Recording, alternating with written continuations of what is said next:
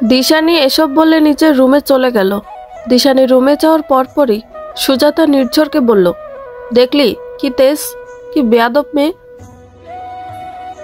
ওই মেয়ে বলে কিনা আমাকে থাপ্পড় মারবে। ওর সাহস দেখে আমি অবাক হচ্ছি। নির্ঝর, তুই একটা ব্যবস্থা কর।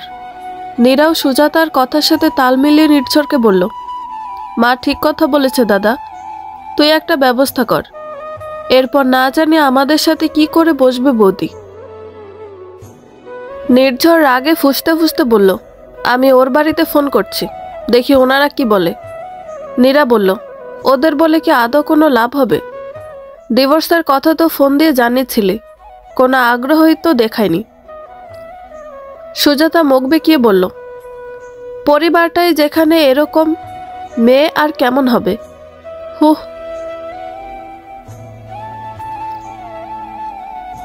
দিশানি বিছানায় বসে চোখ বন্ধ করে জোরে জোরে শ্বাস নিচ্ছে। আসলে প্রতিবাদ করার পরে যেমন আনন্দ পাওয়া যায়, তেমনি খারাপও লাগে। নিঃশ্বাস ভারী হয়ে আসে। দিশানিরও ঠিক তেমনি হচ্ছে। এই প্রতিবাদটা দরকার ছিল। যখন কোনো নারীকে কোনো কারণ ছাড়াই নষ্টা মেয়ে উপাধি দেওয়া হয়, তখন যদি সে মেয়ে প্রতিবাদ না করে, তাহলে সে নিজেই নিজের কাছে অপরাধী। আজকাল যে নিজে নিজের জন্য প্রতিবাদ করতে পারে না, তার কোনো মূল্যই থাকে না। দিশানি মনে মনে নিজেই নিজেকে অভিবাদন জানাচ্ছে, কারণ সে পেরেছে। সে আজ তার প্রতি হওয়া অন্যায়ের যোগ্য জবাব দিয়েছে। আজ দিশানির জন্য সবচেয়ে আনন্দের দিন, আবার সেরকমই বেদনারও দিন। নিজের স্বামীর কাছে এসব শুনে কি কোনো নারী আনন্দ পায়? দিশানির ফোন বেজে উঠতেই ও চোখ খুলে ফোন হাতে নিয়ে দেখে মেঘা কল করেছে। দিশানি কল ধরতে ওপাশ থেকে মেঘা বলে, কিরে, বাড়িতে পৌঁছে গেছিস? একটু আগেই পৌঁছালাম। ও শোন, একটা কথা বলবো তোকে। বল। ডিভোর্সের পরে তুই আমাদের বাড়িতে এসে উঠবি, আর এখান থেকে ভার্সিটিতে যাতায়াত করবি, বুঝতে পেরেছিস? না রে, আমি হোস্টেলে উঠব। অযথা তোদের ঝামেলা বাড়াতে চাই না আমি। এক থাপ্পড়ে তোমার গাল লাল করে দেব আমি। তুমি নিজেকে আমাদের ঝামেলা মনে করছো? তোমার খুব সাহস বেড়ে গেছে, তাই না? আমরা তো তোমার পর। তুমি তো আমাদেরকে নিজের লোক মনেই করো না, তাই তো এসব বলছো। তুই আমাকে ভুল বুঝছিস, আমি ওভাবে বলতে চাইনি। তো ঠিক কিভাবে বলতে চেয়েছো তুমি? দেখ দিশু, বান্ধবী হয়ে যদি বান্ধবীর কোনো উপকারে না লাগতে পারি, তাহলে কিসের বান্ধবী হলাম বলতো? আমাকে এভাবে পর করে দিস না। তোদের মতো বন্ধু পেতে ভাগ্য লাগে, সত্যি। আর কিছু না হোক, অন্তত আমি বন্ধু পাওয়ার দিক দিয়ে অনেক ভাগ্যবতী। কিন্তু তবুও তোর বাড়িতে থাকবো কেমন একটা দেখায় না। আচ্ছা, তুই কি সৌম্যকে নিয়ে টেনশন করছিস? সৌম্য কি বলবে সেটা নিয়ে? আরে টেনশন করিস না, সৌম্যর তোর আমাদের বাড়িতে থাকা নিয়ে কোনো আপত্তি নেই। আমি আজকে আমাদের বাড়িতেই তোকে এই কথা বলতে পারতাম, কিন্তু তুই সামনাসামনি আরো রাগারাগি করতিস, তাই ফোন দিয়ে বললাম। শোন, তুই সিদ্ধান্ত নে, তবে উত্তর যেন হ্যাঁ হয়। এখন রাখছি আমি। মেঘা ফোন কেটে দিল। দিশানি ফ্রেশ হতে গেল। সকালবেলা নির্ঝর দিশানির বড় ভাই দিব্যকে ফোন করলো। সাথে নীরা আর সুজাতাও ছিল। ওরা দুজন দিব্য আর নির্ঝরের কথা শোনার জন্য নির্ঝরের ফোন লাউড স্পিকারে দেয়। দিব্য ফোন ধরতেই নির্ঝর বলল, আপনার বোনের ব্যবহার অতি নিম্নমানের হয়ে গেছে। দিশানি আমাদের অতিষ্ঠ করে দিচ্ছে। কালকে আমাকে থাপ্পড়ও মেরেছে। কি করেছিলে দিশুর সাথে যে তোমাকে থাপ্পড় মেরেছে? সেটা আপনার জানার দরকার নেই। আপনি আপনার বোনকে এসে নিয়ে যান। শোনো, বিয়ে করেছো তুমি, আর ডিভোর্স হতে এখনো 2 মাস বাকি আছে, তাই আমার বোনের সব দায়িত্ব তোমার। আমি ওকে নিয়ে আসতে পারবো না, রাখছি। দিব্য এসব বলেই ফোন কেটে দিল। পেছন থেকে দিশানি বলল, কি আমার দাদাকে ফোন করে কোনো লাভ হলো না তো? দিশানির কথা শুনে নির্ঝর, সুজাতা আর নীরা পেছনে তাকালো। দিশানি এতক্ষণ পেছনে দাঁড়িয়ে থেকে নির্ঝর আর দিব্যর কথা শুনছিল। ফোন লাউড স্পিকারে দেওয়ার জন্যই দিশানি দুজনের কথোপকথন শুনতে পায়। দিশানি আবার বলল, দাদাকে ফোন দিয়ে কোনো লাভ হবে না। আমার দাদাও তোমাদের সবার মতোই স্বার্থপর, যার আমার জন্য কোনো মায়া নেই। তুমি ভাবলে কি করে দাদা আমাকে ওর বাড়ি নিয়ে যাবে? যে আমাকে নিজের বোঝা মনে করে তোমার সাথে বিয়ে দিল, সে কখনো আবার সেই বোঝাকে ঘরে তুলবে? আমাকে আবার পালতে গেলে তো ওর খরচ বাড়বে। যে আগে আমাকে পালতে পারলো না, সে এখন আমাকে পালবে তোমার মনে হয়? আমার আপনজনগুলোই কেমন যেন আমার পর হয়ে গেছে, আর পররাই আপন হচ্ছে। নীরা বলল, এ আবার শুরু করলে তুমি বৌদি? আচ্ছা নাও, বাদ দিলাম। আগে বলো, কালকে মেয়ে কেমন দেখলে? পছন্দ হলো? নীরা উত্তর দিল, তোমার থেকে অনেক ভালো, শান্ত শিষ্ট মিষ্টি মেয়ে, তোমার মতো মুখে মুখে তর্ক করে না। দিশানি উত্তর দিল, ভুল বললে নীরা, আমি তো তর্ক করি না, আমি তো প্রতিবাদ করি। তর্ক আর প্রতিবাদের মধ্যে যে একটা পার্থক্য আছে সেটা বুঝতে শেখো। সুজাতা বলল, এলিনা অনেক ভালো মেয়ে, দেখেই বোঝা যায়। ভদ্র বটে, আর বড়লোক বাবার একমাত্র মেয়ে। দিশানি জিজ্ঞেস করলো, বাবা, বড়লোক বাবার একমাত্র মেয়ে, অথচ মেয়েকে একটা ডিভোর্সি ছেলের সাথে বিয়ে দিচ্ছে? ভাবার বিষয়। সুজাতা বলল, সে নিয়ে তোমাকে ভাবতে হবে না। নীরা সুজাতাকে বলল, আরে মা, বুঝতে পারছো না কেন? বৌদির হিংসা হচ্ছে। নতুন বৌদি যে বৌদির থেকে সব দিক দিয়ে ভালো, এটা বৌদি সহ্য করতে পারছে না। দিশানি তাচ্ছিল্যের হাসি দিয়ে বলল, বেশি ভালো ভালো না। আপনারা যা ডেসক্রিপশন দিলেন তাতে বুঝে গেছি আপনাদের কপালে দুঃখ আছে, কিন্তু আফসোস, এটা বোঝবার ক্ষমতা আপনাদের মধ্যে নেই। এই মেয়েই আপনাদের সোজা করে দেবে। কথা আছে না, লোভে পাপ, পাপে মৃত্যু। সুজাতা বিরক্ত হয়ে বলল, শোনো, তোমার চ্যাটাং চ্যাটাং কথা তোমার কাছে রাখো। আমাদেরকে নিয়ে তোমার ভাবতে হবে না, আর শকুনের দোয়ায় গরু মরে না। দিশানি চুল ঠিক করতে করতে বলল, সেম টু ইউ শাশুড়ি মা। এখন যান, রান্নাঘরে গিয়ে আমার জন্য কড়া করে 1 কাপ চা করে নিয়ে আসুন, যান। সুজাতা রাগে ফুঁসতে ফুঁসতে বলল, চা করবো মানেটা কি? বাড়ির সব কাজ তো আমাদের দিয়ে করাও, নিজে শুধু রান্না করো, এটাও এখন আমাদের দিয়ে করাতে চাইছ? করবেন। আমি আপনাকে দিয়ে কাজ করিয়ে আপনারই ভালো করছি। সারাদিন বসে থাকলে আপনারই সমস্যা হবে, তাই একটু খাটাখাটনি করুন, শরীর ভালো থাকবে। এটা যখন বোঝই, তাহলে নিজে চুপ করে বসে থাকবে কেন? নিজেও কাজ করো। এমনভাবে বলছে যেন উনি এতদিন সব কাজ করে উল্টে দিয়েছেন। এতদিন আমি অনেক কাজ করেছি, এখন সময় একটু অপশন নেওয়ার। এতদিন আমি সব কাজ করেছি, এখন আপনারা কাজ করবেন আর আমি দেখব। এতদিন আপনারা আমাকে অর্ডার করেছেন, এখন আমি আপনাদের অর্ডার করব। যদিও এই কাজটা আমি 1 মাস আগে থেকে শুরু করে দিয়েছি, কিন্তু বানরকে মাঝে মাঝে থাপ্পড় না মারলে আবার বানর মাথায় চড়ে বসে, তাই আরেকবার মনে করিয়ে দিলাম। সুজাতা রেগে গিয়ে বলল, তুমি আমাকে বানর বললে? সুজাতার কথায় দিশানির প্রচুর হাসি পাচ্ছে, কিন্তু দিশানি কোনো রকমে হাসি চেপে রেখে বলল, আমি তো উপমা দিলাম। আপনি যদি নিজেই নিজেকে বানর বলেন, তাহলে আমি কি বলতে পারি বলুন? অসহ্য। সে আপনার সহ্য হোক আর না হোক, তাতে আমার কি? আপনি শুধু তাড়াতাড়ি আমাকে 1 কাপ চা বানিয়ে দিন ঝটপট করে। সুজাতা রাগে ফুঁসতে ফুঁসতে রান্নাঘরে চলে গেল। নীরা নিজের ঘরে যেতে নিতেই দিশানি নীরাকে ডাক দেয়। নীরা বিরক্তি নিয়ে জিজ্ঞেস করে, আবার কি হয়েছে? এতক্ষণ মাকে এত কথা শুনে শান্তি হয়নি, এখন কি আমাকেও কথা শোনানোর ইচ্ছে আছে নাকি? না গো, তোমার মতো ফালতু মেয়েকে কথা শুনিয়ে যে কোনো লাভই হবে না তা আমি জানি, তাই তোমাকে কথা শোনালে শুধু আমার সময় নষ্ট হবে, কোনো লাভ হবে না। যাকে বলে অপাত্রে ঘি ঢালা। তোমার ক্ষেত্রেও ঠিক সেরকম। যাই হোক, বলছিলাম যে কালকে রাতে তো ভালোভাবেই খেয়েছ, তাহলে বাসনগুলো কেন ধোনি শুনি? মা টায়ার্ড হয়ে গেছিল। এমনিতেই কালকে মেয়ে দেখতে যাওয়া হয়েছিল, তাই টায়ার্ড হয়ে যাওয়ার কারণে আর বাসন ধোয়নি। মা না হয় টায়ার্ড ছিল, তাহলে তুমি কি করছিলে? হ্যাঁ, তুমি নিজেও তো ওগুলো ধুতে পারতে। পাগল নাকি? আমি ওসব করতে পারবো না। বাসন মাজতে গেলে আমার হাতের নখ নষ্ট হয়ে যাবে, হাত অসুন্দর হয়ে যাবে, তাই আমি ওগুলো করব না। দিশানি মুখ ভেঙচিয়ে বলল, কি এলেন রে আমার ননির পুতুল?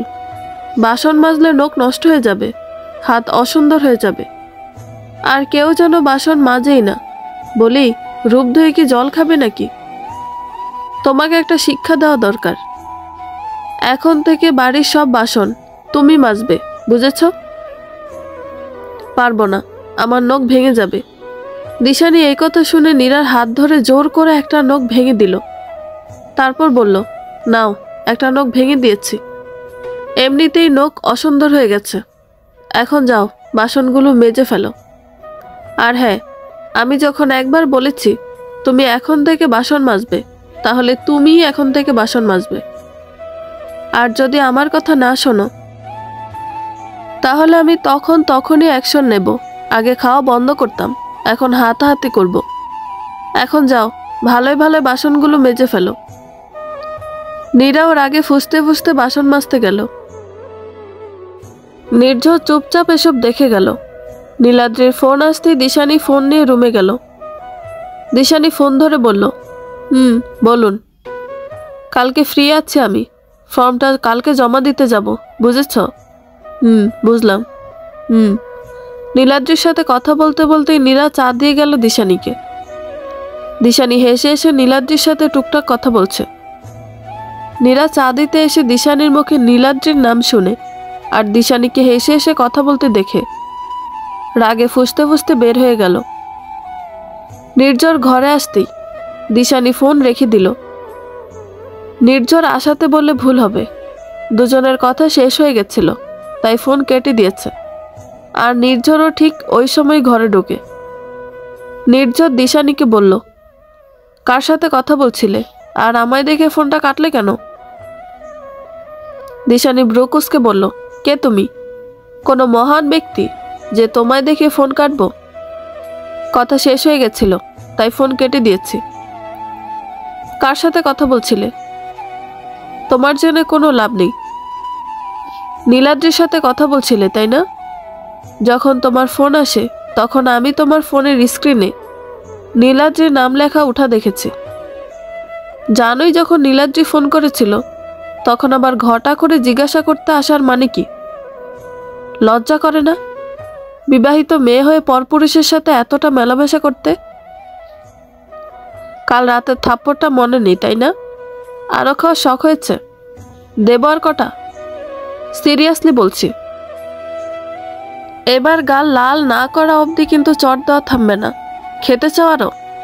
আর আরেকটা কথা, নিজের সীমার মধ্যে থাকার চেষ্টা করো। আর বিবাহিত ছেলে হয়েও দ্বিতীয় বিয়ের জন্য মেয়ে দেখতে যাওয়ার জন্য তোমার যদি লজ্জা না করে, তাহলে আমার কোনো ছেলের সাথে কথা বলতে লজ্জা কেন করবে? আমিও মানুষ, তুমিও মানুষ। ওহ না, তুমি তো অমানুষ। আমারও কি বুদ্ধি? আমি তোমার সাথে, মানে তোমার মতো কুরুচিপূর্ণ মানুষের সাথে নিজের তুলনা করছি। ধুর, আমারই ভুল। Just shut up. তুমি মেয়ে আর আমি ছেলে, তোমার সাথে আমার তুলনা চলে না। আমি বিবাহিত হয়েও বিয়ের জন্য মেয়ে দেখতে যেতে পারি, এতে সমাজ আমাকে কিচ্ছু বলবে না।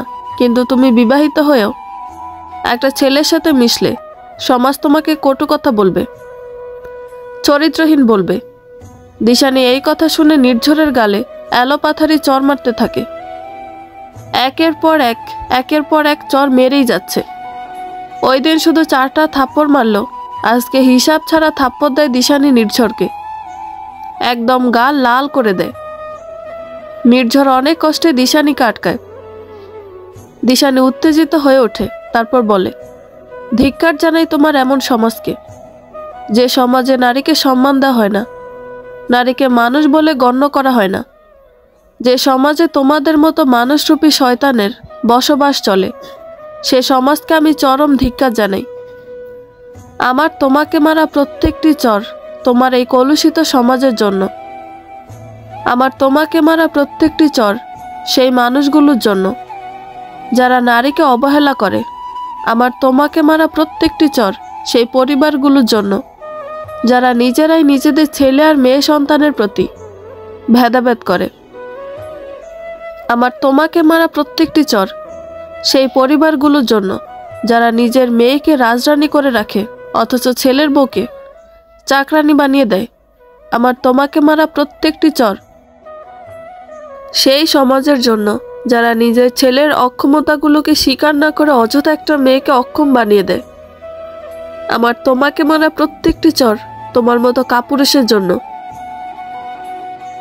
আমার তোমাকে মারা প্রত্যেকটি চর সেই সমাজের জন্য যারা মেয়েদের দুর্বল ভাবে। এমনকি আমার তোমাকে মারা প্রত্যেকটি চর সেই নারীদের জন্য যারা কোনো প্রতিবাদ না করে তার প্রতি করা অন্যায়গুলোকে চুপচাপ সহ্য করে। মেয়েরা কখনোই দুর্বল না। মেয়েরা যেমন শান্তশিষ্ট হতে পারে, তেমনি অন্যায়ের বিরুদ্ধে রুখে দাঁড়াতে অশান্ত হয়ে ঝড় তুলতে পারে। নির্ঝর দিশানিকে ধাক্কা মারল। টেবিলের সাথে মাথা বাড়ি খেয়ে দিশানির মাথা খানিকটা কেটে গেল। নির্ঝর দিশানিকে তুলে উল্টো থাপ্পড় দিল। তারপর বলল, অনেক সহ্য করেছি তোকে, আর সহ্য করব না। তুই তোর সীমা ছাড়িয়ে গেছিস। কি ভেবেছিলিস কালকে থাপ্পড় মারায় কিছু বলিনি জন্য আজকেও কিছু বলবো না? মা নীরাকে দিয়ে কাজ করাস, তবুও কিছু বলিনি। ভেবেছিলাম আর থাকবেই তো মাত্র কয়েকদিন, ছেড়েই দিই না হয়। খুব প্রতিবাদ করতে শিখে গেছিস তাই না? আমাকে কালকে কি কি যেন বলেছিলি? আমি কাপুরুষ তাই না? আমি মা বোনের খেলার পুতুল তাই না? কালকে খুব মুখের বুলি ফুটেছিল তাই না? তোর ভাই নিয়ে যায়নি তো কি হয়েছে? তোর তো কত বন্ধু জুটেছে, ওদেরকে বল তোকে এসে নিয়ে যাক। ঠিকই তো বলেছি, আমি ভুল কি বলেছি? নির্ঝর আবার দিশানিকে আরেকটা থাপ্পড় মারল। দিশানি গর্জে উঠে বলল, এতই যখন মারার ইচ্ছা তাহলে একেবারে মেরে ফেলছো না কেন আমায়? পারছো না একেবারে মেরে ফেলতে? নির্ঝর বলল, না, তোমায় আমি মারব না। তোমার সাথে তো আমার যৌতুক কিংবা জায়গা জমি এসব নিয়ে কোনো শত্রুতা নেই যে আমি তোমাকে মেরে ফেলবো। এসব ভুল আমি করব না। আমাদের সমস্যাই হলো বাচ্চা না হওয়া নিয়ে। বাচ্চা না হলে কি ভালো থাকা যেত না? মানুষ কি বাচ্চা ছাড়া স্বাভাবিক জীবনযাপন করে না? তোমাকে তো কতবার বলেছিলাম তুমি নিজে একটা টেস্ট করাও। তোমার মধ্যেও তো কোনো খামতি থাকতে পারে, কিন্তু না, তুমি তা আমাকেই দোষ দিয়ে গেলে। তোমার মধ্যেও দোষ থাকতে পারে। নির্ঝরের এই কথায় প্রচুর রাগ হলো। ও এবার আর ঠিক থাকতে পারল না। আবার দিশানির গালে চর বসালো। তারপর বলল, তোর সাথে ভালোভাবে কথা বলাই ভুল। অনেক সহ্য করেছি তোকে, আর পারবো না। যা, বেরিয়ে যা আমার বাড়ি থেকে। নির্ঝর চিৎকার করে বলল, বেরিয়ে যা এখনই, না হলে তোর লাশ বেরোবে এই বাড়ি থেকে। নির্ঝরের চিৎকার শুনে সবাই উপরে এলো। নির্ঝর দিশানিকে টানতে টানতে রান্নাঘরে নিয়ে এলো। তারপর চুলায় থাকা ফুটন্ত গরম জলে দিশানির হাত ডুবিয়ে দিল। দিশানি চিৎকার করে উঠল, নির্ঝর, ছাড়ো, লাগছে, প্লিজ, আমি তোমাকে রিকোয়েস্ট করছি। নির্ঝর দিশানির হাত শক্ত করে ধরে থাকে। দিশানি চোখ দিয়ে জল পড়তে থাকে। দিশানি বারবার নির্ঝরকে ছেড়ে দিতে বলে, কিন্তু নির্ঝর ছাড়ে না। দিশানির আকুতি নির্ঝরের কান অবধি পৌঁছায় না। এভাবে কিছুক্ষণ থাকার পর নির্ঝর দিশানিকে ছেড়ে দেয়। তারপর বলে, এখন দেখলি তো আমি কি করতে পারি আর কি না করতে পারি। কালকে চুপ করে ছিলাম ভেবে আজও চুপ করে থাকবো, সেরকম ছেলে আমি নই। দিশানি বেসিনে যে ট্যাপ কল ছেড়ে দেয় আর হাত ট্যাপ কলের নিচে দিয়ে রাখে কিছুক্ষণ। তারপর দিশানি আর সহ্য করতে না পেরে ব্যাগ গোছানো আরম্ভ করে। ডান হাত ফুটন্ত গরম জলে ডুবিয়ে দেওয়ার কারণে ডান হাত দিয়ে দিশানির ব্যাগ গোছাতে প্রচুর কষ্ট হয়, কিন্তু তবুও কষ্টে ব্যাগ গুছিয়ে নেয়। তারপর বাম হাত দিয়ে কোনো রকমে ব্যাগ নিয়ে নিচে আসে। তারপর বলে, এই বাড়িতে থাকা আর আমার পক্ষে সম্ভব না। নিজের ক্ষতি করে এই বাড়িতে আমি থাকতে পারবো না, আর তোমরাও চাও না আমি এখানে থাকি। আর চিন্তা করো না, ডিভোর্স আমি দিয়ে দেব। তবে শেষবারের মতো একটা কথা বলছি, আজকে অবহেলা করলে তো তবে একদিন তোমাদের মনে হবে দিশানি তোমাদের জন্য পারফেক্ট ছিল। আর ওই দিন বেশি দূরে নেই। আর প্রতিবার যেটুকু করেছি সেটুকুতে চাপা শান্তিটুকু পেয়েছি, কিন্তু নিজের জীবন বাজি রেখে তো প্রতিবাদ করতে পারবো না। আর আমি তো বলেছিলামই আমি তোমাদের শাস্তি দেব না, সৃষ্টিকর্তা তোমাদের শাস্তি দেবে। তাই তার উপরে ছেড়ে দিলাম সবকিছু। আসছি। দিশানির কথাগুলো বলতে গলা ধরে আসছিল, কিন্তু তবুও কষ্ট করেও কথাগুলো বলেছে। দিশানি কথাগুলো বলে ওখান থেকে বেরিয়ে গেল। দিশানি বের হয়ে যেতে নীরা বলে উঠল, আপদ বিদায় হলো। সুজাতা নীরার কথার সাথে তাল মিলিয়ে বলল, একদম ঠিক বলেছিস।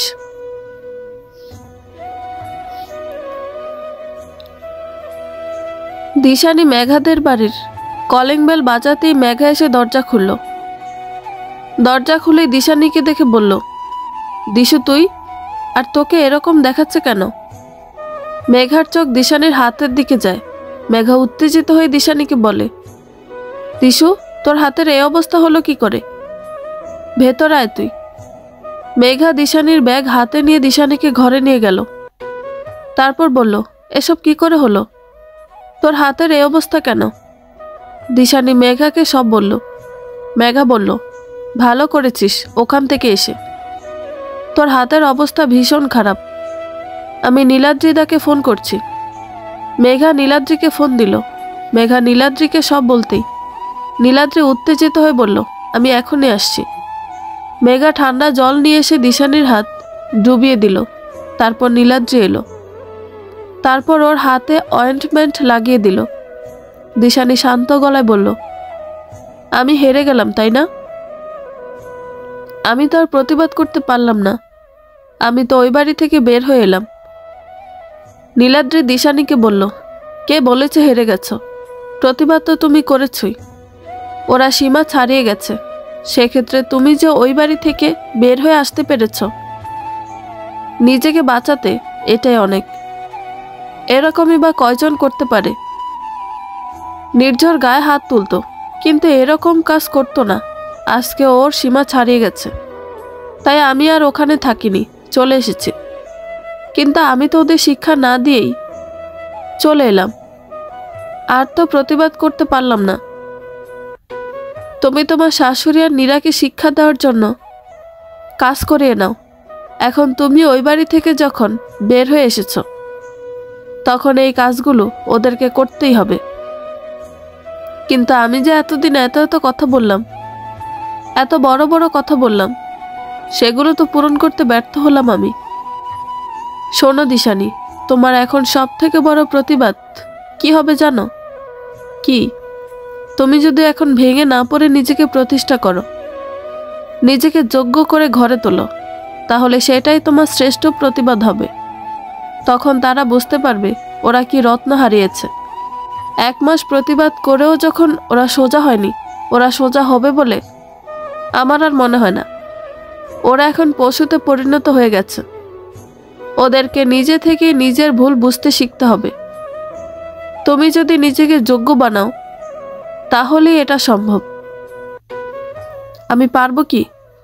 অবশ্যই পারবে। নিজের ওপর বিশ্বাস রাখলে মানুষ কি না পারে। আমরা সব সময় তোমার পাশে আছি, তোমাকে পারতেই হবে।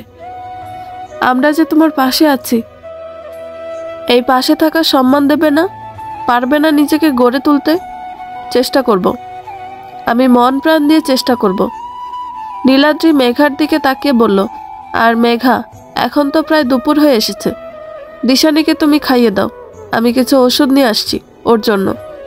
মেঘা উত্তর দিল, হ্যাঁ আমি ওকে এখনই খাইয়ে দিচ্ছি। নীলাদ্রি ওষুধ আনতে বাইরে গেল। আর মেঘা খাবার এনে দিশানিকে খাওয়াতে নিল। যেহেতু ডান হাতটা পুড়ে গেছে তাই দিশানির একা একা খাওয়া সম্ভব না, তাই মেঘা ওকে খাইয়ে দিতে লাগলো। দিশানি প্রথমে বলেছিল যে খেতে ইচ্ছে করছে না, কিন্তু মেঘা দিশানিকে ধমক দিয়ে খাইয়ে দেয়। মেঘা দিশানিকে খাওয়াতে খাওয়াতে দিশানির সব দোষীপনাগুলো বলতে থাকে, যাতে দিশানি এই ভয় কাটিয়ে উঠতে পারে। দিশানির খাওয়া শেষ হওয়ার আগে আগে নীলাদ্রি ওষুধ নিয়ে চলে আসে। দিশানিও একটু স্বাভাবিক হয়ে ওঠে।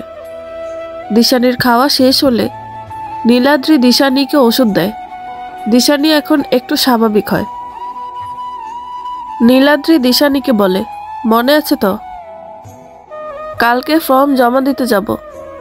আছে। কালকে পুরো ভার্সিটিটা ঘুরে দেখব, ঠিক আছে? আচ্ছা। কি? আচ্ছা, লাগিয়ে রেখেছো বলো তো? কথা বলছো না কেন ঠিক করে? মেঘা বিরক্তি নিয়ে বলল, এই তোর কথা রেকর্ডার কি নষ্ট হয়ে গেছে নাকি যে চুপচাপ বসে আছিস? কোনো কথা বলছিস না? কি বলবো, তোদের কথার তো উত্তর দিচ্ছি আমি। নীলাদ্রি বলল, বলছিলাম কি, একটা পুলিশ কমপ্লেন করলে হতো না? তোমার হাতটার যে এই অবস্থা করলো ওরা। আমি আর এসবের মধ্যে জড়াতে চাইছি না। ওরা ঠিকই কোনো না কোনোভাবে ছাড়া পেয়ে যাবে, কিন্তু কথা আছে না, রিভেঞ্জ অফ নেচার, ওরা ওদের শাস্তি ঠিকই কোনো না কোনোভাবে পাবে। তবু আমার মনে হয় একটা পুলিশ কমপ্লেন করা দরকার। তুমি চাইলে ডিভোর্সের পর কেস তুলে নিও। আমার মনে হয় তোমার পুলিশ কমপ্লেন করে বোঝানো উচিত তুমি হেরে যাওনি। দিশানি কিছুক্ষণ ভেবে বলল, আচ্ছা করব, কিন্তু ডিভোর্সের পর কেস তুলে নেব, কারণ ওরা এতে কোনো শাস্তি পাবে না, বরং জামিনে ছাড়া পেয়েই যাবে। কিন্তু ওরা বুঝতে পারছে না ওদের জন্য এর চেয়ে আরো বড় শাস্তি আছে সামনে। এই তো, এটাই তো চাইছিলাম। বিকালবেলায় দিশানি, নীলাদ্রি আর মেঘা থানায় গেল। থানায় যাওয়ার পর দিশানি পুলিশকে প্রমাণ দেখিয়ে পুলিশের কাছে কমপ্লেন করলো। পুলিশ গিয়ে নির্ঝরকে অ্যারেস্ট করে নিয়ে এলো। সুজাতা আর নীরাও সাথে এলো, আর নির্ঝরের বাবাকে ফোন দিয়ে উকিল নিয়ে আসতে বলল। নীরা দিশানির কাছে গিয়ে বলে, বাড়ি থেকে বেরিয়ে এসো, আমাদের শান্তিতে থাকতে দিলে না। দিশানি কিছু বলল না। প্রায় অনেকক্ষণ পর নির্ঝরের বাবা উকিল আনলো। উকিল আনার পর সব নিয়মকানুন মেনে নির্ঝরের জামিন হলো, কিন্তু ওকে কেস না ওঠা অবধি থানায় হাজিরা দিতে হবে। নির্ঝরের উকিল দিশানিকে বলল, ম্যাম, আপনাদের তো ডিভোর্স হচ্ছেই, তাহলে অযথা কেসটা রেখে কী লাভ হবে? এতে মিছিমিছি সময় নষ্ট হবে। তার চেয়ে বরং কমপ্লেনটা আপনি তুলে নিন। দিশানি উত্তর দিল, কমপ্লেনটা আমি ডিভোর্স হলেই তুলব। নির্ঝরের বাবা দিশানির কাছে এসে বলল, তুমি সত্যি সত্যি কমপ্লেনটা তুলে নেবে তো? নেব। আমি আমার কথা নড়চড় করব না। দিশানি আর নীলাদ্রি গিয়ে আজ ফর্ম জমা করে এলো, আর ক্লাস শুরুর ডেট জেনে এলো।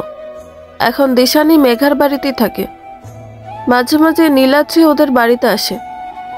এভাবেই দেখতে দেখতে 2 মাস কেটে যায়। আজ দিশানি আর নির্ঝরের ডিভোর্স হবে, আর দিশানি নির্ঝরের বিরুদ্ধে করা কমপ্লেন তুলে নেবে।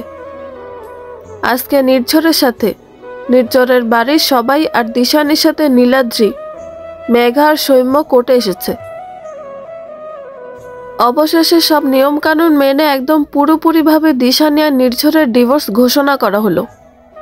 ডিভোর্স পেপারে প্রথমে নির্ঝর সই করলো, তারপর দিশানিকে সই করার জন্য কাগজটা দিল। ডিভোর্স পেপারে সই করার সময় দিশানির চোখটা ছলছল করছিল।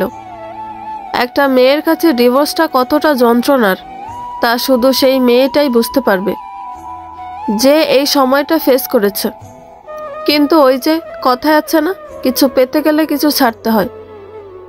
হয়তো দিশানির জন্য ভালো কিছু অপেক্ষা করছে, আবার হয়তো না। দিশানির ভালো খারাপ একদম এখন দিশানির নিজের উপর নির্ভর করছে। দিশানি একটা দীর্ঘশ্বাস ফেলে ডিভোর্স পেপারে সই করে দিল।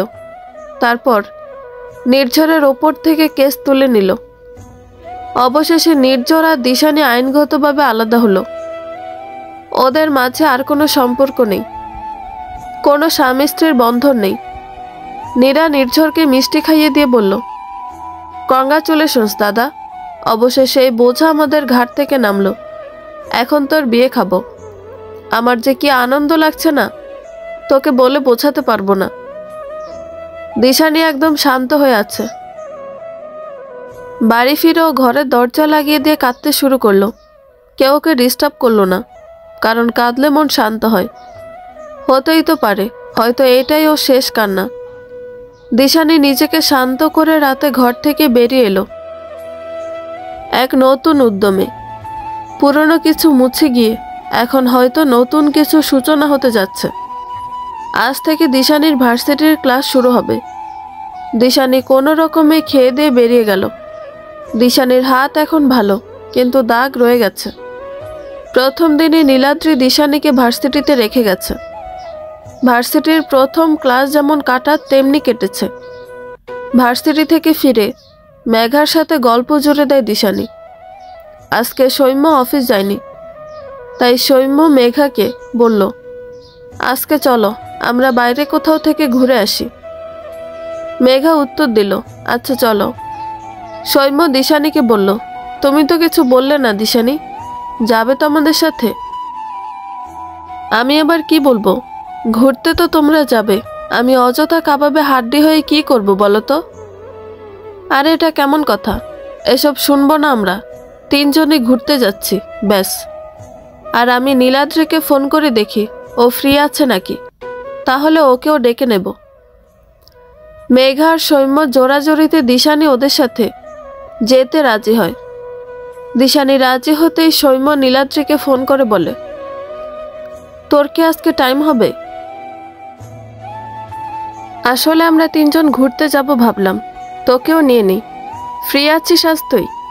নীলাদ্রি উত্তর দিল, না রে, হবে না, তোরা যা ঘুরে আয়। আচ্ছা।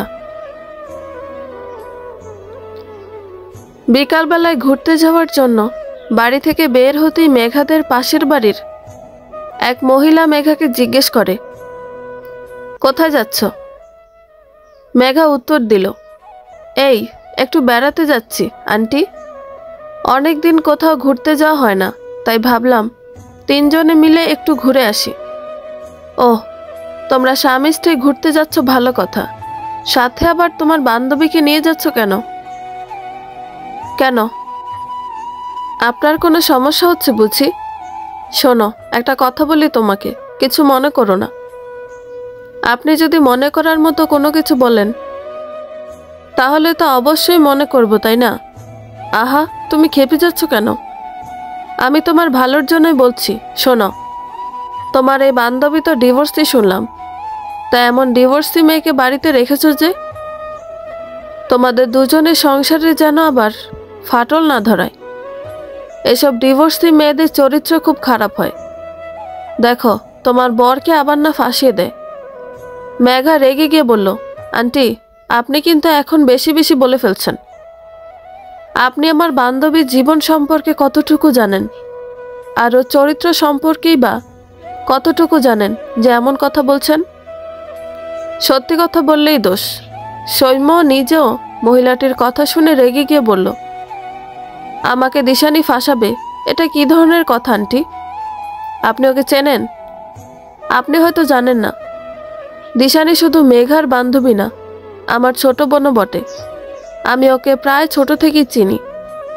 আর আপনি আমার ছোট বোনকে এসব বলবেন আর আমরা চুপ করে থাকব? আমার মনে হয় আপনি অন্যের পরিবারের ওপর নজর না রেখে নিজের পরিবারের দিকে নজর রাখুন, সেটা বেশি ভালো হবে। দিশানি চুপচাপ মাথা নিচু করে এসব শুনছিল। সৌম্য দিশানিকে বলল, দিশানি, এখন থেকে কেউ যদি বলে আমরা তোর কে হই, তাহলে বলবি যে আমি তোর বড় ভাই হই, বুঝেছিস? সৌম্য এই প্রথম দিশানিকে তুই করে বলল, তাও নিজের ছোট বোন হিসেবে। সৌম্যর কথা শুনে দিশানি মাথা নাড়ল। তারপর মহিলাটিকে বলল, আন্টি, ডিভোর্সি মেয়ে মানে যে খারাপ হবে, চরিত্রহীন হবে এমন কোনো কথা নেই। হ্যাঁ, অনেকেই এরকম, কিন্তু সবাই না। সবাইকে এক ভেবে গুলিয়ে ফেলবেন না। একটা মেয়ে প্রথমে তার সংসারটা টিকিয়ে রাখার জন্য অনেক লড়াই করে, কিন্তু এক সময় যখন সে ক্লান্ত হয়ে যায়, যখন তার জীবন বাজি রাখতে হয়, তখন আর সে সংসার টিকিয়ে রাখা সম্ভব হয় না। তাই বলে যে আমরা খারাপ মেয়ে তা নয়, আমাদের দিকটা বোঝার ক্ষমতা হয়তো আপনার নেই। মেঘা বলল, আন্টি, আশা করি আপনি আপনার উত্তর পেয়ে গেছেন। আমাদের দেরি হয়ে যাচ্ছে, আমরা এখন আসি। দিশানি, মেঘা, সৌম্য বেশ ঘোরাঘুরি করলো, শপিংয়ে গেল, তারপর একবারে ডিনার সেরে বাড়িতে ফিরল।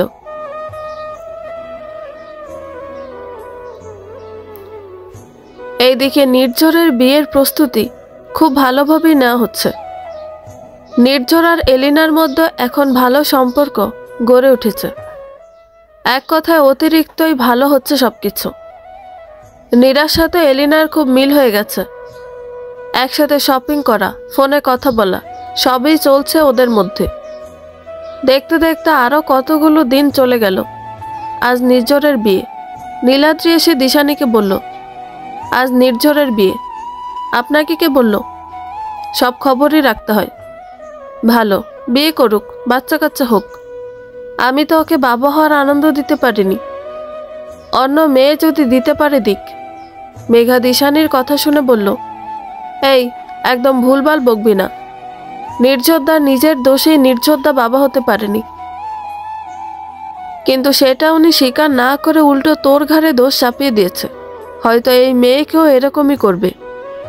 শুনেছি মেয়েটা নাকি বড়লোক বাবার একমাত্র মেয়ে, আর যেভাবে ওনারা মেয়েটার ডেসক্রিপশন দিয়েছিল তাতে মনে হয় না মেয়েটা ওনাদের দেয়া দোষ এমনি এমনি স্বীকার করে নেবে। নীলাদ্রি বলল, থাক, ওসব বাদ দাও। এখন বলো, তোমার ভার্সিটি লাইফ কেমন কাটছে? খুব ভালো। ফ্রেন্ডস হয়নি? অনেক ফ্রেন্ড হয়েছে, আর তারা খুব ভালো। মেঘা ঠোঁট ফুলিয়ে বলল, আমার থেকেও ভালো? দিশানি মেঘার গাল টেনে দিয়ে বলল, না রে পাগলি, তোর মতো ভালো কি কেউ হতে পারবে? মেঘা হেসে ফেলল।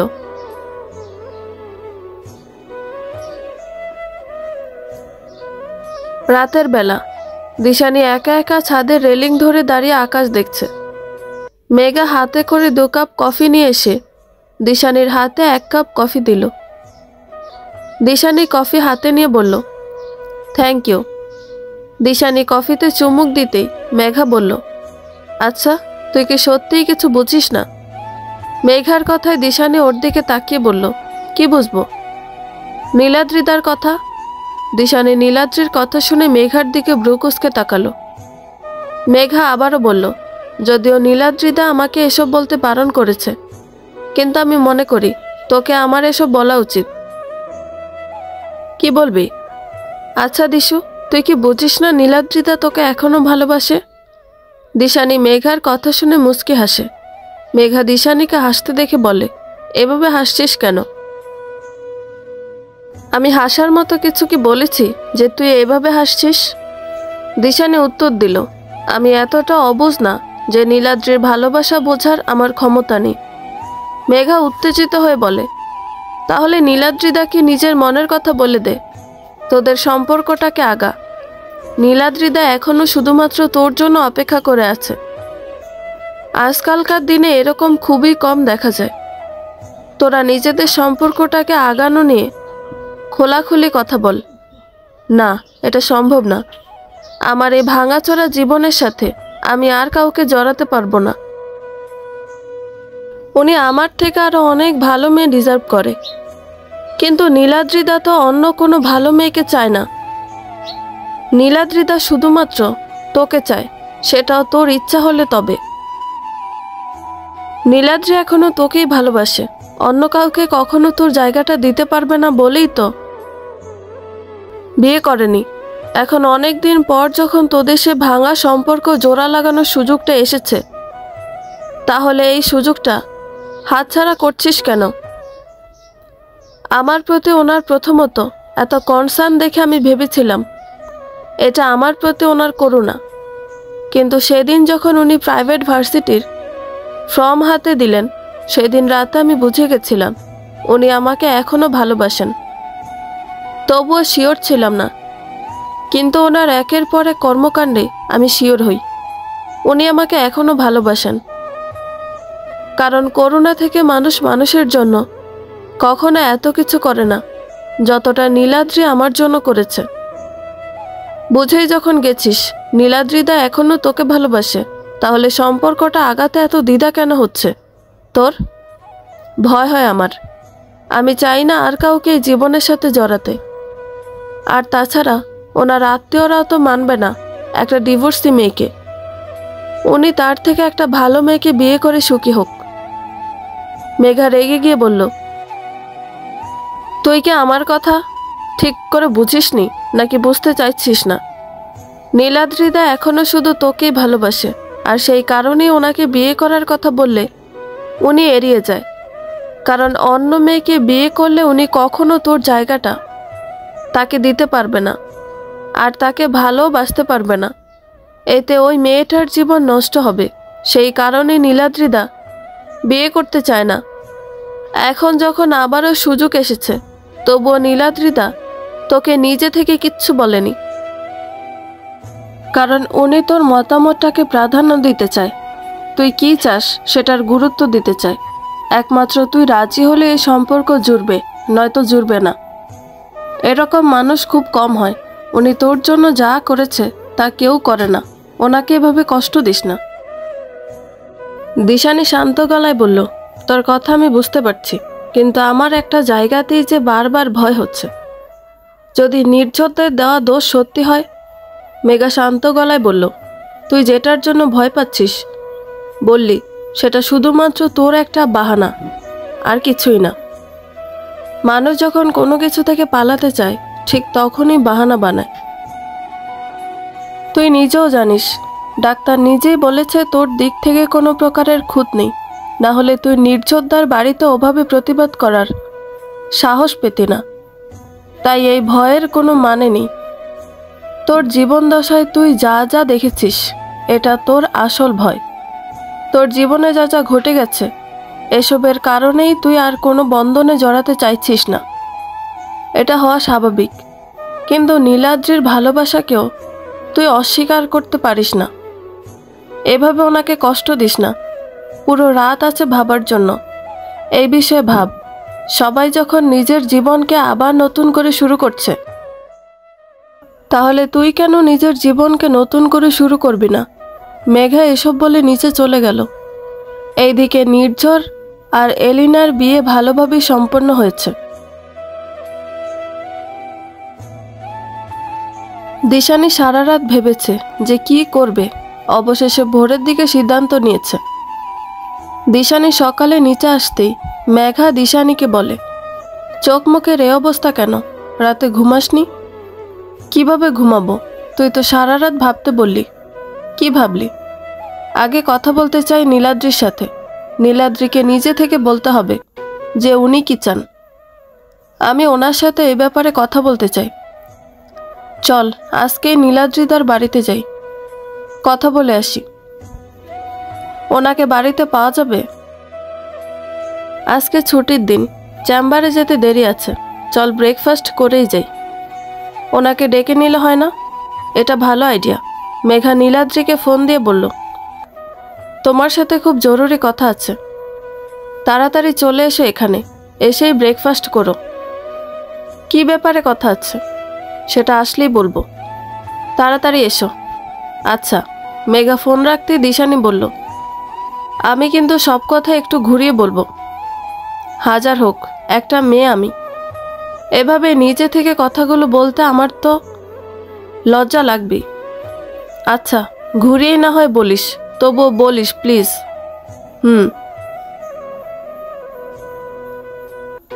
মেঘা আর দিশানি টেবিলে খাবার সাজাচ্ছে। তখনই সৌম্য এসে চেয়ারে বসতে বসতে বলল, নীলাদ্রি এখনো আসেনি? মেঘা উত্তর দিল, না এখনো আসেনি, তবে এসে পড়বে কিছুক্ষণের মধ্যে। সৌম্য দিশানিকে বলল, শোন দিশানি, আজকে কিন্তু তোর হাতে সব কিছু আছে। বিয়েটা যেন তাড়াতাড়ি খেতে পারি। ভালো কিছুর অপেক্ষায় আছি কিন্তু আমরা দুইজন। সৌম্য ওই দিনের পর থেকে দিশানিকে তুই করেই ডাকে। সৌম্যর কথা শুনে দিশানি বলল, দেখা যাক না কি হয়। এর মধ্যে নীলাদ্রি চলে এলো, এসেই বলল, কি বলার জন্য জরুরি তলব দেওয়া হলো? মেঘা উত্তর দিল, আগে ব্রেকফাস্ট করে নাও, তারপর বলবো। সবাই ব্রেকফাস্ট শেষ করে ড্রয়িং রুমে এলো। মেঘা বলল, দিশানি তোমাকে কিছু কথা বলবে। নীলাদ্রি দিশানির দিকে তাকিয়ে বলল, কি কথা বলবে? নীলাদ্রি দিশানিকে জিজ্ঞেস করে,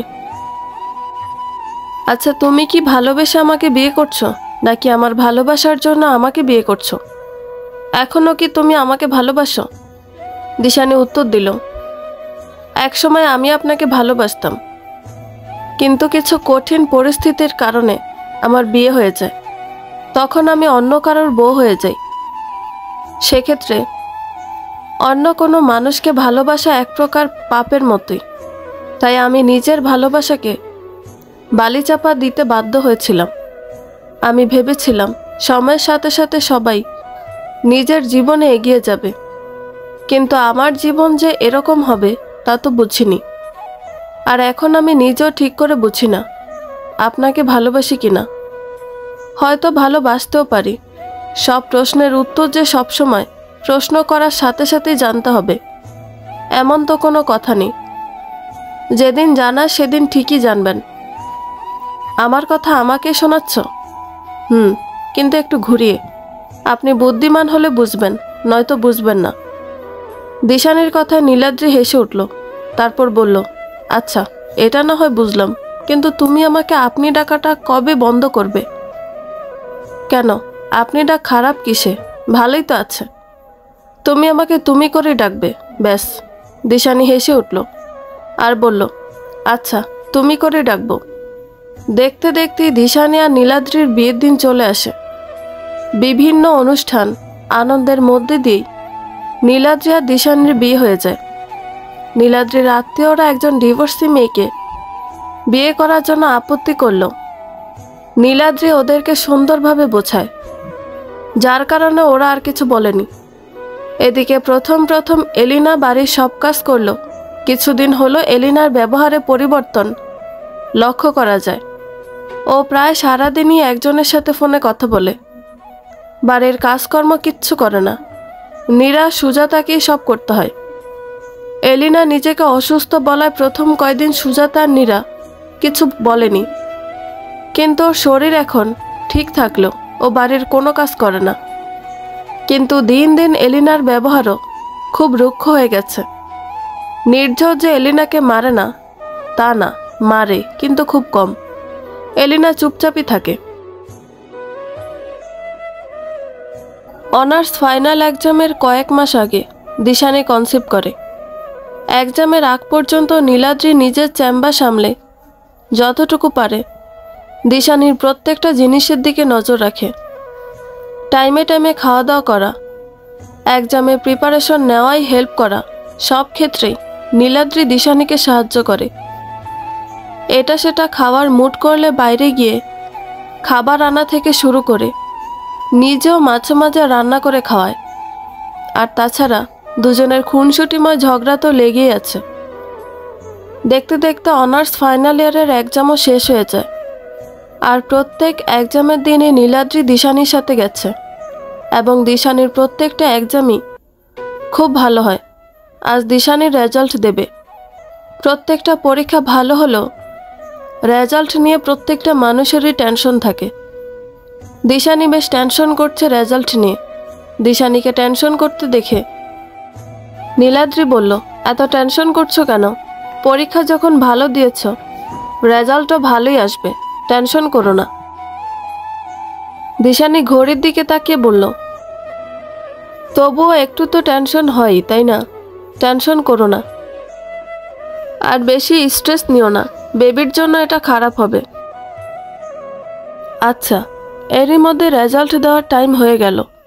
দিশানি ফার্স্ট ক্লাস পেয়েছে। দিশানির খুশি দেখে কে? নীলাদ্রি দিশানিকে বলল, বলেছিলাম না রেজাল্ট ভালো হবে? দিশানি উত্তর দিল, সব ক্রেডিট তোমার, তোমার জন্য এটা সম্ভব হয়েছে। আরও দিন কেটে গেল, দিশানির একটা ফুটফুটে মেয়ে হয়েছে।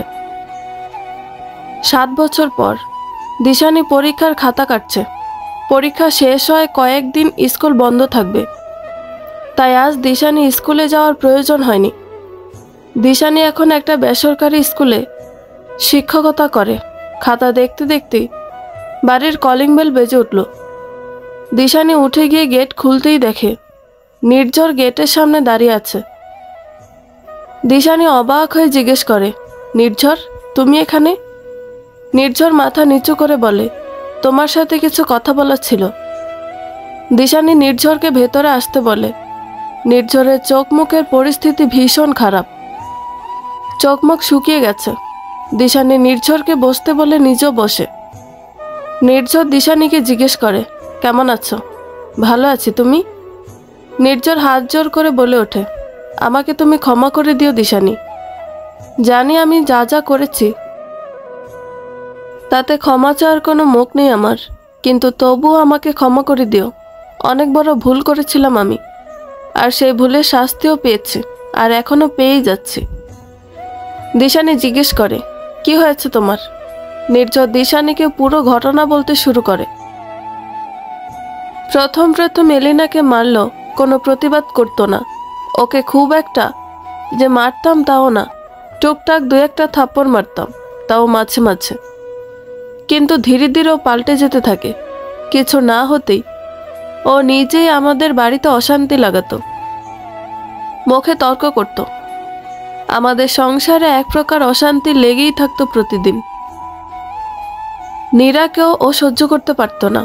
ওর এসব কাজে আমরা কিছু বললেই রাগ করে বাপের বাড়ি চলে যেত। নীরার জন্য একটা ভালো বিয়ের সম্বন্ধ আসায় আমরা ওকে বিয়ে দিয়ে দিই। এদিকে আমাদের বিয়ের প্রায় 1 বছর হতে চলল, এলিনা সন্তান সম্ভব হয় না। ওকেও ডাক্তারের কাছে নিয়ে যায়, কিন্তু এবারে ওরও কোনো সমস্যা ধরা পড়েনি। সেদিন বাড়িতে আসতেই মা এলিনাকে অনেক কথা শোনায়। সেদিন এলিনা আমার মাকে ধাক্কা মেরে ফেলে দেয়। তারপর বলে, খবরদার আমার দোষ দেবেন না, নিজের ছেলের বাবা হওয়ার কোনো যোগ্যতা নেই, আর উনি আমাকে দোষারোপ করে যাচ্ছে। ফালতু মহিলা কথাকার। এই জন্যই আপনার ছেলের আগের বউ টেকেনি। আপনি আপনার ছেলেকে যতগুলো মেয়ের সাথেই বিয়ে দেন না কেন, আপনার ছেলে কোনোদিনই বাবা হতে পারবে না। আমি তো বরাবরই নিজের অক্ষমতা স্বীকার করতাম না, তাই এলিনাকে ওই দিন আমি খুব মারি। ওই মারাই আমার কাল হয়ে দাঁড়ায়। ও এই ঘটনায় বাড়ি থেকে বের হয়ে গিয়ে ওর মা বাবার সাথে গিয়ে পুলিশে কমপ্লেন করে। পুলিশ এসে আমাকে ধরে নিয়ে যায়। এবার আত্মসমর্পণ করেও কোনো জামিন হয়নি, কারণ শুধু নারী নির্যাতন না, আরও অনেক কমপ্লেন করে আমার নামে, যার মধ্যে কিছু মিথ্যাও ছিল। ওর বাবার টাকার কাছে আমরা হেরে যাই। পরে জানতে পারি ওর বাবার এক কর্মচারীর সাথে রিলেশনে জড়িয়ে ও পালিয়ে গিয়েছিল। পরে ওকে ফিরিয়ে আনা হয়, আর এই ঘটনার জন্যই ওর বাবা আমার মতো ডিভোর্সি ছেলের সাথে বিয়ে দেয়। ওর চরিত্র সমস্যা ছিল। আমার সাথে বিয়ের পরও ওর অন্য ছেলের সাথে সম্পর্ক ছিল। মামলার দায়ে আমার জেল হয়। কিছুদিন আগে জেল থেকে মুক্তি পেয়েছি আমি। এতদিন জেলে থেকে অনুতপ্ত হয়েছি প্রতিটা মুহূর্ত। আমি সত্যিই তোমার সাথে খুব অন্যায় করেছি। দিশানি সব শুনে বলল, আর নীরা? ও নিজেও শাস্তি পেয়েছে। ওর ননদ ওকে সবসময় কথা শোনায়, আর স্বামীও খুব অত্যাচার করে। আমি আবারও তোমার কাছে আমার কাজের জন্য ক্ষমা চাইছি। মূলত তোমার কাছে ক্ষমা চাইতেই এসেছি। সত্যিই তোমার মূল্য এখন হারে হারে টের পাচ্ছি। আমার কাছে ক্ষমা চাওয়ার কিছুই নেই। আমি অনেক আগেই তোমাকে ক্ষমা করে দিয়েছি। এর মধ্যেই দিশানি আর নীলাদ্রির মেয়ে ঘুম থেকে উঠে ড্রয়িং রুমে চলে আসে। নির্ঝরকে দেখিয়ে বলে, এটা কি মাম্মাম? দিশানি উত্তর দেয়, তোমার একটা আঙ্কেল হয় উনি। দিশানি নির্ঝরকে বলে, ও আমার আর নীলাদ্রির মেয়ে নীলাক্ষী। নির্ঝর টুকটাক কথা বলে চলে যায়। দিশানির বড় ভাই আর বৌদি এখন আবার দিশানিদের সাথে যোগাযোগ শুরু করেছে। মেঘার সৌম্যরও একটা ছেলে হয়েছে।